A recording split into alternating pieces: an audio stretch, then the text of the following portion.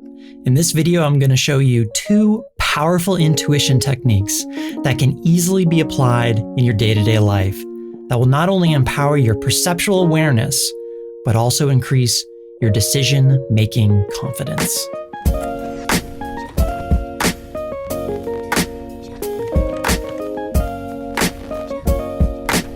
I'm Brett Stuart, founder of Technical Intuition and author of Remote Viewing: The Complete Guide, and I'm excited to share with you two powerful methods that you can quickly learn and apply throughout your day-to-day life that will not only bring you more in tune with your environment, but also help you make better decisions on the fly. Now, if you want to learn more about developing your intuition after this video, check out the link in the description below to sign up for my upcoming free weekly webinar series, which begins this Wednesday, February 13th. Week 1, I'll be discussing understanding the avenues of intuitive perception.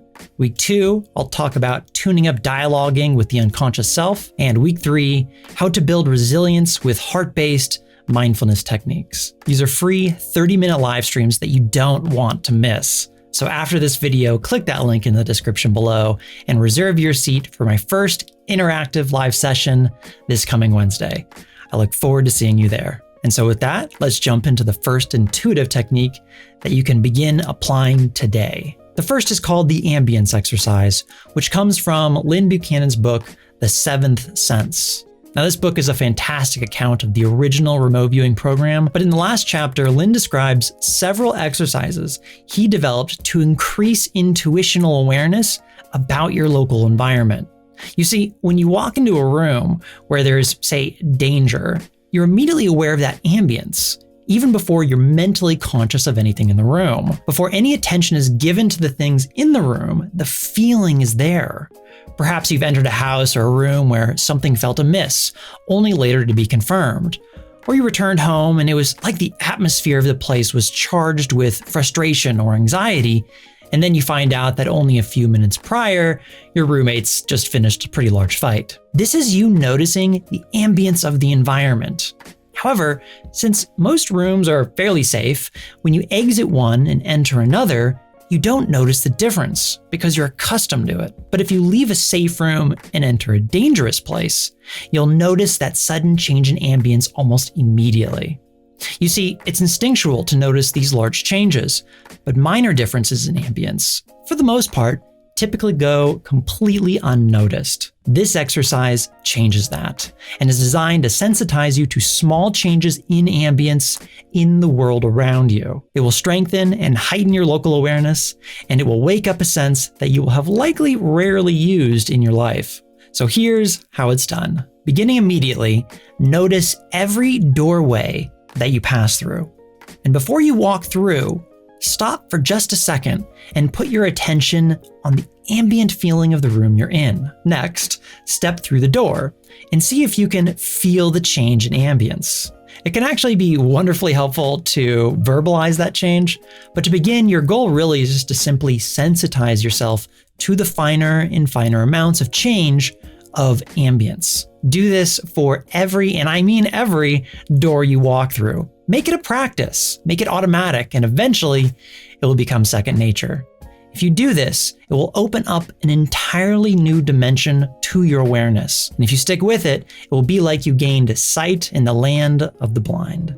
Intuitive technique number 2 comes from a week-long workshop that I personally attended at the Esalen Institute in California, hosted by Paul Selig, author of I Am the Word, a guide to consciousness of man's self in transitioning times. Part of the way through the workshop, he showed us an intuitive technique that taps into the body's knowingness to assist with your everyday decision-making.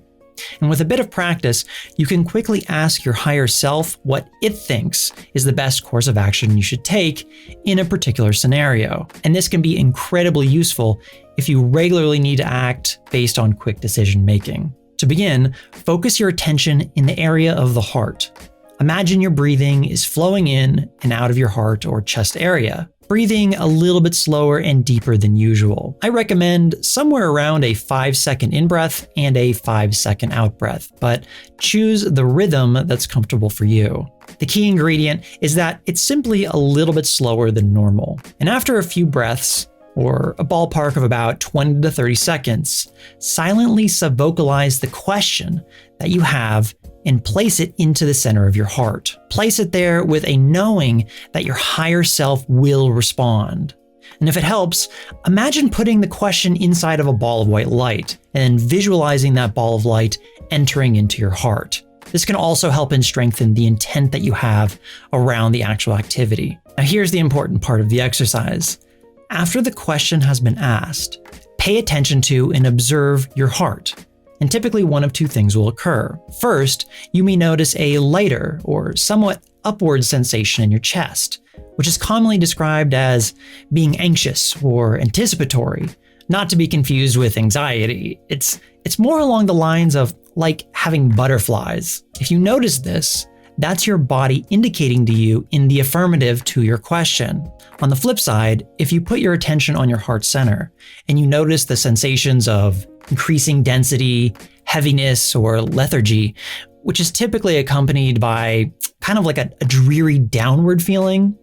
Think of like Eeyore from Winnie the Pooh, slow and kind of sad, then that should indicate to you the negative in regarding to your question. So a lifting, rising sensation means yes, and a downward, slow, kind of sinking feeling means no. I can't tell you how useful this practice has been in my day-to-day life when it comes to decision making. However, here's two helpful suggestions when using this technique. Number one, don't overdo it. This technique saturates very quickly, and I wouldn't use it more than 1, at most 2 times a day. And number two, don't solely rely on the answer to inform your eventual action. Instead, let it be like another variable, or second perspective, if you will, to help inform what you'll eventually do. Remember that ultimately you are still the one in the driver's seat, responsible for your decisions, regardless of the feedback offered by the higher self or the body knowingness. And so with that, I hope you found these 2 techniques useful, but let me know in the comments below the techniques that you use throughout your day-to-day life. I would love to hear from you. And also don't forget to sign up for my free weekly live stream, which begins this coming Wednesday, February 13th. Link is in the description below. In that first session, I'll be discussing the primary avenues of intuitive perception and how you can begin to strengthen these channels of perception with practical exercises in your everyday life. Don't miss out. Live seats for the Q&A are limited, so go and sign up right now. And if you enjoyed these exercises in this video, hit that like, subscribe to the channel, and I'll see you in the next video. Take care.